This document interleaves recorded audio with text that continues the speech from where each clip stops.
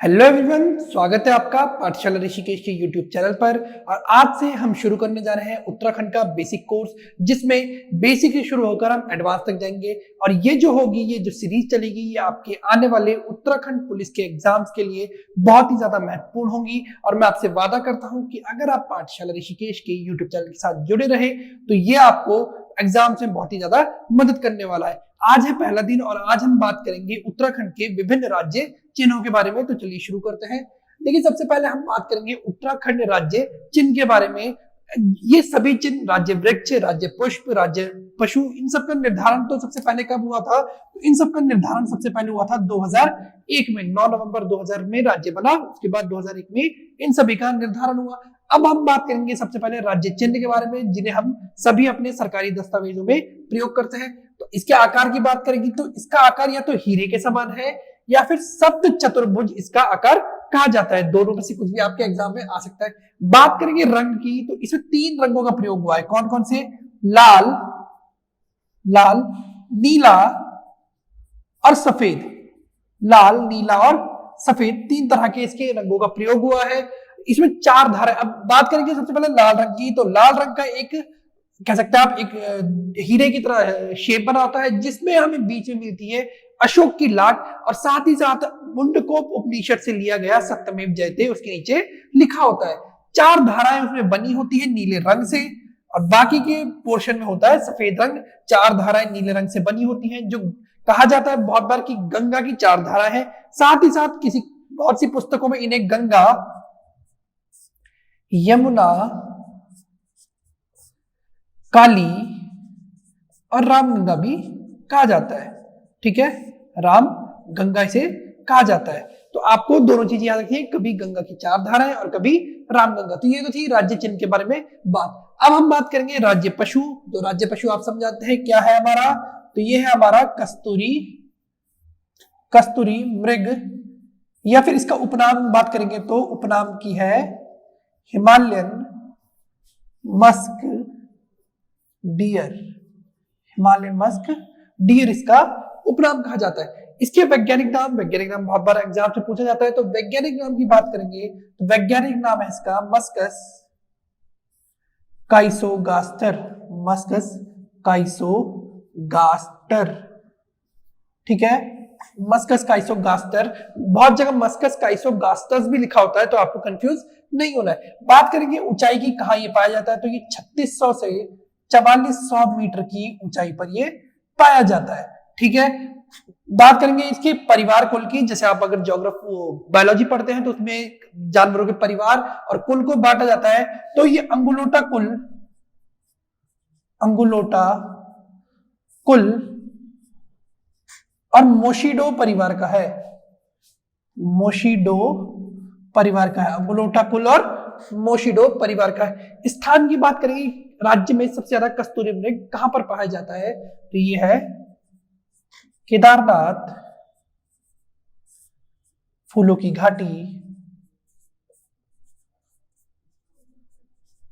पिथौरागढ़ और उत्तरकाशी में भी ये पाया जाता है। रंग की बात करेंगे तो ये भूरे रंग का होता है। साथ ही साथ इसमें लाल पीले धब्बे, लाल और पीले धब्बे बने होते हैं। लाल पीले धब्बे बने होते हैं भूरे रंग के साथ। और भोजन की बात करेंगे तो इसका जो मुख्यतः भोजन है, कह सकते हैं प्रिय भोजन कस्तूरी मृग का, केदार पाती। ठीक है, कस्तूरी की बात करेंगे। कस्तूरी क्या होती है? तो कस्तूरी एक तरीके की, कह सकते हैं आप, एक औषधि है जो नर मृग उसमें पाई जाती है। नर कस्तूरी में पाई जाती है, नर मृग में पाई जाती है। एक बार में 30 से 45 ग्राम कस्तूरी हासिल की जाती है, और कितने 3 साल के अंतराल में ये हासिल करी जा सकती है। ठीक है, आयु की बात करेंगे, कस्तूरी मृग की आयु कितनी होती है? तो 20 वर्ष की आयु होती है एक कस्तूरी मृग की। साथ ही साथ 6 माह की गर्भधारण अवधि होती है। कस्तूरी के प्रकार की बात करेंगे तो 3 तरह की मुख्यतः कस्तूरी होती है। ठीक है, एक होती कश्मीर की, एक होती नेपाल की, और एक होती है सिक्किम की। नेपाल की कश्मीर की और सिक्किम की। ठीक है, कश्मीर की कस्तूरी की बात करेंगे हम तो कश्मीर की कस्तूरी को कहा जाता है कृष्ण, नहीं सॉरी पिंगल। कश्मीर की कस्तूरी को कहा जाता है पिंगल, नेपाल की कस्तूरी को कहा जाता है कपिल और सिक्किम को कहा जाता है कृष्ण। ठीक है, 3 तरह की कस्तूरी आपको ध्यान रखनी है। तो बात करेंगे इनके संरक्षण के लिए तो सबसे पहले 1972 में 1972 संरक्षण क्यों? क्योंकि जो कस्तूरी है कस्तूरी मृग को मारने के बाद ही हासिल की जाती है, इसलिए उनके संरक्षण के लिए 1972 में केदारनाथ वन्यजीव अभ्यारण्य की स्थापना हुई। 1977 में, 1982, 1986 में अलग अलग प्रयास हुए इनके संरक्षण के लिए। ठीक है, अब देखिए, अब बात हम करते हैं राज्य तितली के बारे में। तो राज्य तितली को क्या कहते हैं? तो राज्य तितली को कहा जाता है कॉमन पिकॉक। ठीक है, कॉमन पिकॉक कहा जाता है। राज्य तितली घोषित कब हुई थी? तो ये घोषित हुई थी कब आपकी? नवंबर 2016 में। ठीक है, नवंबर 2016 में ये घोषित हुई थी। ऊंचाई की अगर हम बात करेंगे तो ये करीबन 7000 फीट, ये कह सकते हैं आप 2134 मीटर की ऊंचाई पर ये रहती है। अब इनकी बात करेंगे वैज्ञानिक नाम की, तो वैज्ञानिक नाम क्या है इसका? तो वैज्ञानिक नाम है इसका पेपिलियो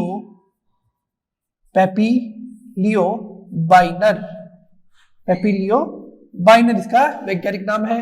भोजन की बात करेंगे तो इसका जो मुख्य भोजन है, या फिर आप कहेंगे कि किस पेड़ में, तो ये टिमरू होता है। टिमरू के पत्ते इसके मुख्य भोजन है और वहीं पर ये क्या करती है? अंडे भी देती है। टिमरू के पेड़ पर ये अंडे देती है। जीवन काल की बात करेंगे तो 30 से 35 दिन का इसका जीवन काल होता है। और सबसे सुंदर तितली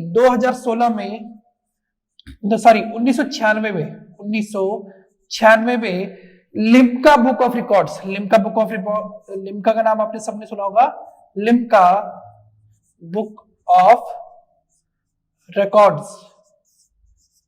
ठीक है, रिकॉर्ड में इसका नाम दर्ज होता है राज्य की सबसे सुंदर तितली के नाम पर।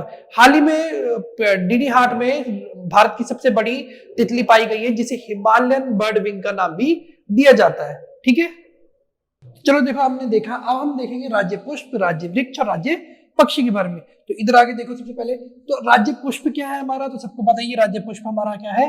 ब्रह्म कमल हमारा राज्य पुष्प है। अब ब्रह्म कमल के बारे में बहुत सारी जानकारी है, बहुत बार क्वेश्चन आते हैं अलग अलग तरीके से। सबसे पहले वैज्ञानिक नाम, तो वैज्ञानिक नाम है इसका सोसूरिया अबवेलेटा। सोसूरिया अबवेलेटा इसका वैज्ञानिक नाम है। कुल की बात करेंगे तो ये एस्टेरेसी कुल का ये पौधा है। ठीक है, कुल के बारे में बहुत बार पूछा जाता है, बायोलॉजी में आपने कहीं ना कहीं पढ़ा होगा। ऊंचाई की बात करेंगे तो ये 4800 से 6000 मीटर तक की ऊंचाई पे पाया जाता है। क्या? ब्रह्म कमल। बहुत बार हाइट से क्वेश्चन आते हैं, तो ध्यान से देखते हुए चलो। ठीक है, प्रजाति की बात करेंगे तो विश्व में 210 और राज्य में 24 प्रजातियां पाई जाती हैं ब्रह्म कमल की। ठीक है, जिनमें 2 प्रजातियां बहुत फेमस है ब्रह्म कमल के अलावा। कौन कौन सी? फेन कमल और कस्तूरा कमल। फेन कमल और कस्तूरा कमल काफी ज्यादा प्रसिद्ध है। फेन कमल के अगर हम वैज्ञानिक नाम की बात करेंगे तो वो है सुसूरिया ग्रामोफिनेलिया, और कस्तूरा कमल का साइंटिफिक नेम है सुसूरिया ग्रामोफिफेरा। ठीक है, सुसूरिया ग्रामोफिफेरा। अब बात करेंगे हम इसके स्थानीय नाम की, तो स्थानीय नाम क्या है इसका? तो स्थानीय नाम है इसका कॉलपदम। ठीक है, कॉलपदम स्थानीय भाषा में यह स्थानीय नाम है। महाभारत में से सौगंधिक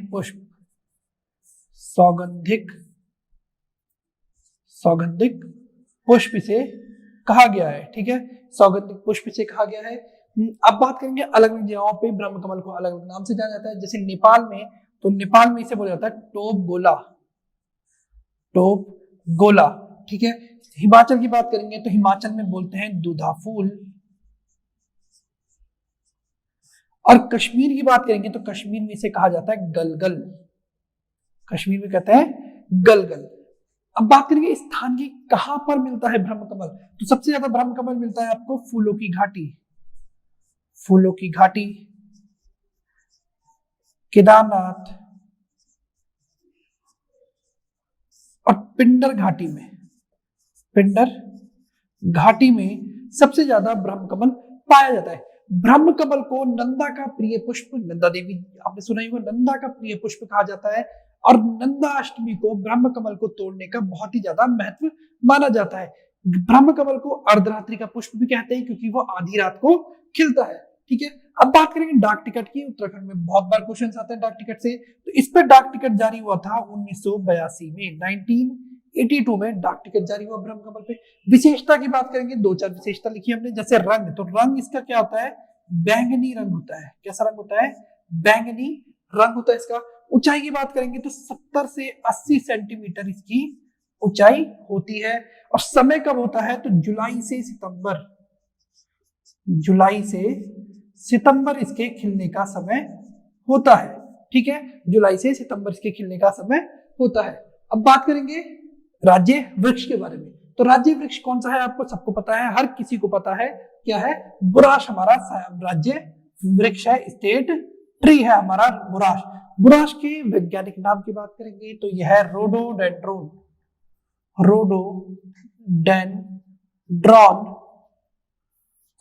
आर्बेरियम, आर्बेरियम। ठीक है, रोडोडेंड्रोन आर्बेरियम। अब इसकी बात करेंगे कहां पाया जाता है, मतलब कितनी ऊंचाई पर पाया जाता है, तो ये पाया जाता है आपका 1500 से 4000 मीटर की ऊंचाई पर, 1500 से 4000 मीटर की ऊंचाई पर पाया जाता है आपका क्या, बुराश। कुल की बात करेंगे तो एस्केरेसी कुल का ये पौधा है। ठीक है, एस्केरेसी कुल का पौधा है।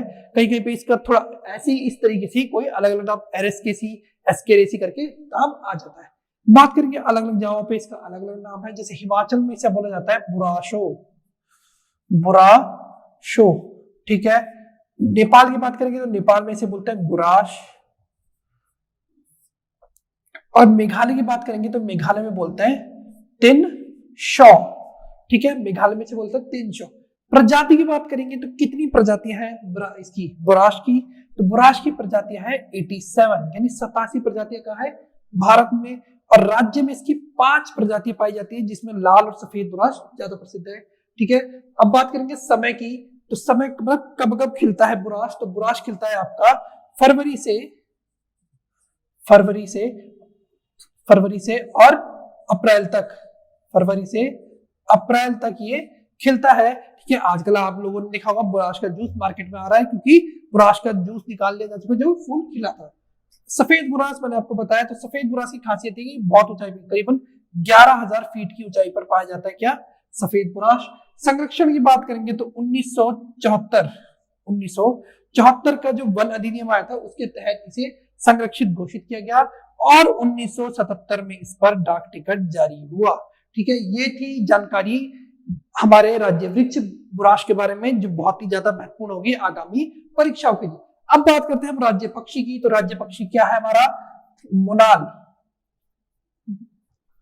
मोनाल हमारा राज्य पक्षी है। ठीक है, ऊंचाई की बात करेंगे तो ऊंचाई में हम बात करते हैं 2500 से 5000 मीटर की ऊंचाई पर ये मिलता है।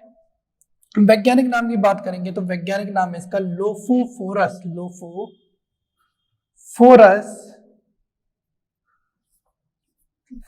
लोफोफोरस इम्पीजेनस। ठीक है, इम्पीजेनस इसका वैज्ञानिक नाम है। परिवार की बात करेंगे तो ये फजेंडा परिवार का है। किसका, फजेंडा परिवार का है ये। स्थानीय नाम इसका क्या है, तो स्थानीय नाम इसका है मन्याल या मुनाल, मन्याल या मुनाल। ये सभी जो फैक्ट हैं ये एग्जाम में बहुत ज्यादा इंपॉर्टेंट होने, तो आपने आराम से ध्यान लेके, और हो सके तो बाद में जब वीडियो कंप्लीट हो जाए तो इसके स्क्रीनशॉट लेके आप अपने नोट्स में बनाएं। ठीक है, अब बात करेंगे अलग अलग जगहों पे अलग अलग चीज कही जाती है। जैसे कश्मीर में इसे, सिक्किम में कहते हैं इसे चामदोंग इसे कहा जाता है। ठीक है, हिमाचल में इसे कहते हैं नील गेरू से कहा जाता है।